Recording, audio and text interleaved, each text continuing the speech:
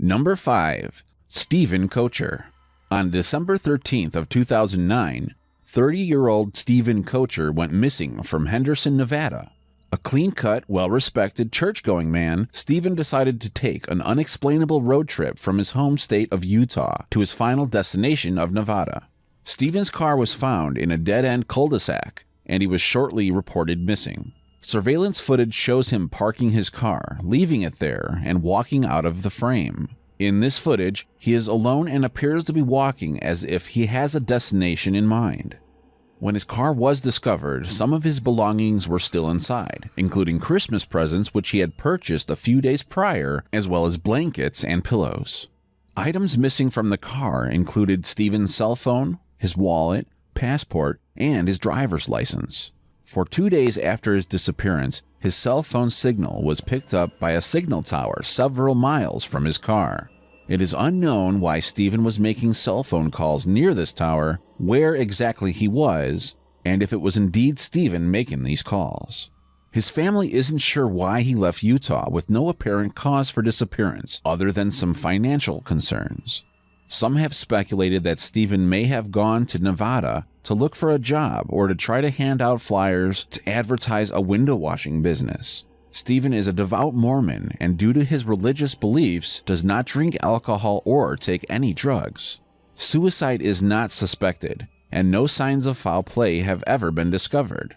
The case remains open and is still unsolved. Number 4. Timothy J. Pitson.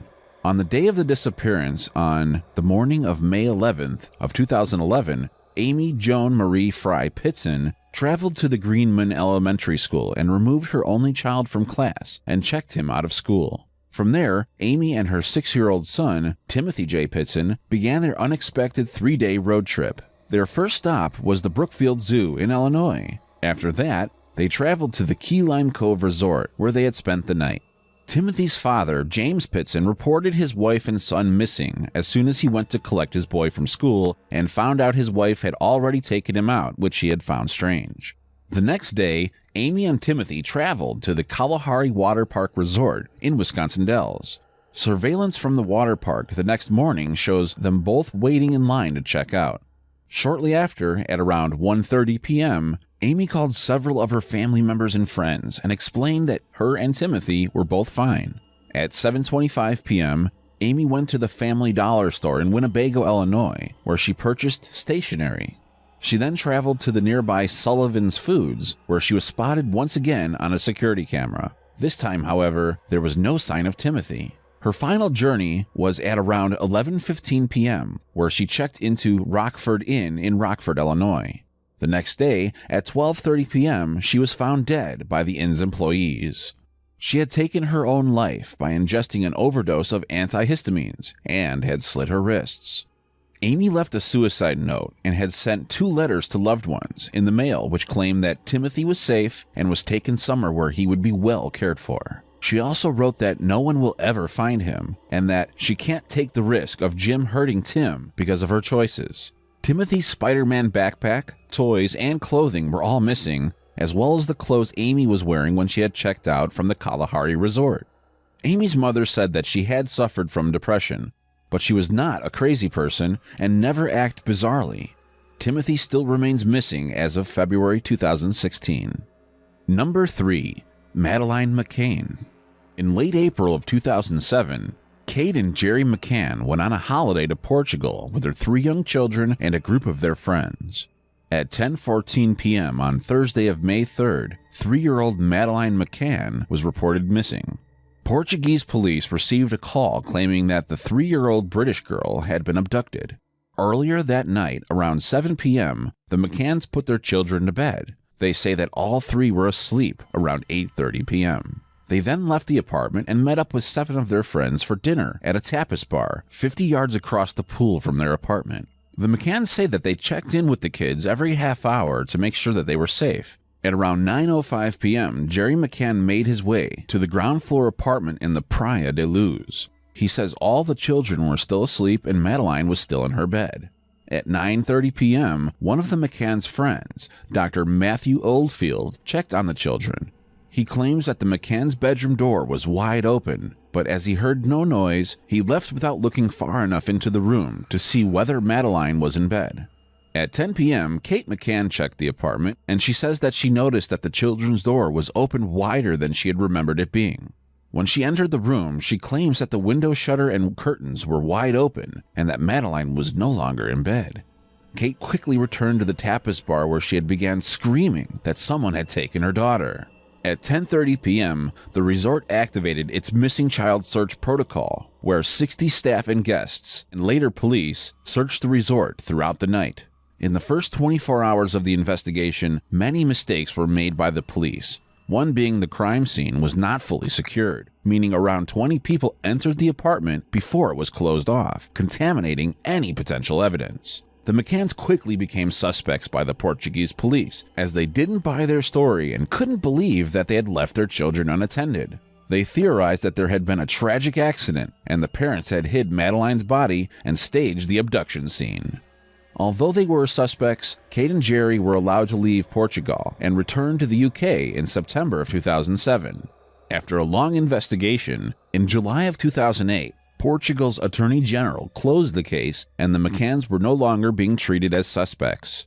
In 2013, a BBC show called Crime Watch showed the full reconstruction of the night in question and released digital photos of a man that was spotted by Mary and Martin Smith from Ireland after they told police they had saw a mysterious male carrying a child, matching Madeline's description at around 10 p.m., 500 yards from the McCann's apartment. They said that he was walking towards the beach, did not look like a tourist, and did not seem comfortable carrying the child. The show also released digital footage of a group of people that were spotted near the McCann's apartment on and around the day of the disappearance. Scotland Yard have theorized that Madeline may have disturbed a burglary. Unfortunately, there haven't been many other leads, but nearly 9 years later, the McCanns still remain hopeful that Madeline is alive and will be found. The case still remains open. Number 2. Kaylin Lauder. 30-year-old Kaylin Lauder went missing around 7 p.m. on September 27th of 2014. The circumstances in which she disappeared are very bizarre. In the morning, Lauder had called 911, claiming that someone had broken into her condo in Murray, Utah, and believed the intruder was still in the house. She went on to say that she didn't see anyone, but had heard them talking. During the call, Lauder yelled several times for the intruder to leave. Police investigated the report, but found no evidence to suggest a break-in had occurred. Later that same day, Lauder was caught on surveillance camera, walking barefoot in the rain outside of her condo with her dog. Police believe she appears to have an animated conversation.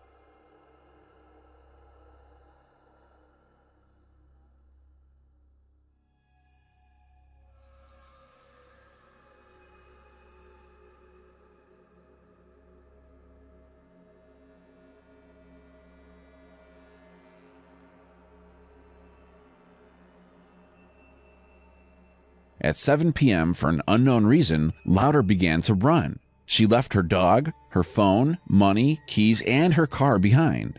This is the last time she was seen alive. Lauder's mother has said in a statement that she spoke to her daughter that day, and she seemed fine. Her cousin claims that she was cleaning her condo that day and was working on her resume, as she had just been let go from her job as a social worker. Her family hired a private investigator to help with the search, and 2 months after her disappearance, on November 30th, Lauder's body was discovered in the Jordan River in Utah, 5 miles from her home. An autopsy was performed but could not determine how she had died. A toxicology report confirmed that there was nothing fatal or illegal in her system. Lauder's family say that they suspect foul play and do not believe that the death was an accident, as she had no history of mental illness. However, investigators disagree because the 911 call she made on September 27th was not the first time she had made a false claim. The previous day, she had reported a fight at a wedding that didn't happen, which had led them to believe she was showing delusional behavior. No one truly knows what happened to Kaylin Lauder after she had left her condo that day. Her family is still searching for answers. Number 1. The Jameson family. The first case on our list is extremely strange and still remains unexplained over 6 years later. The Jameson family, which consisted of Bobby, his wife Sherilyn, and their 6-year-old daughter Madison, went missing on October 8th of 2009. The Jamesons had decided that they wanted to move out of their lakefront property to make a fresh start in a new area. The family traveled 30 miles from their home near Eufaula to a rural area in Oklahoma in hopes of buying a 40-acre plot of land. They drove their white pickup truck to the isolated Sandboy Mountains, but never returned. On October 16th, the family's abandoned vehicle was found on the side of the road by a Latimer County sheriff. Inside the locked truck were the Jamesons' wallets, IDs, cell phones, a GPS system, and around $32,000 in cash, and even the daughter's beloved dog, who was on the edge of starvation. Police quickly launched a huge search operation, but found nothing. It wasn't until over 4 years later when they discovered the family's skeletal remains around 3 miles from where the truck was abandoned. An autopsy was performed, but the remains were in such a bad state that a cause of death could not be determined.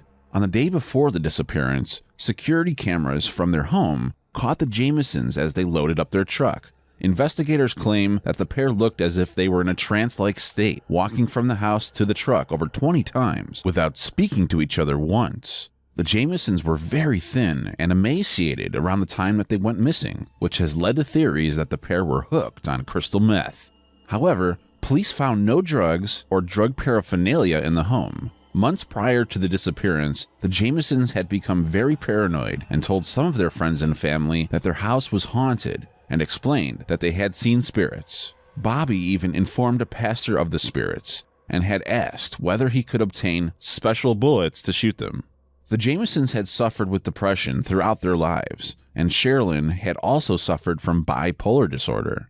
The photo of 6-year-old Madison was taken in the mountains and was found on Bobby's cell phone inside the truck and is believed to be the last ever picture taken of her. Family members have said that they don't believe that Bobby or Sherilyn took the photo, as Madison isn't looking towards the camera, and she appears to look terrified. There are many theories surrounding the case, from the family getting lost, abduction, occult sacrifice, and even the cartel killing them through murder-suicide. However, over 6 years later, nobody is any closer to knowing what really happened on that day.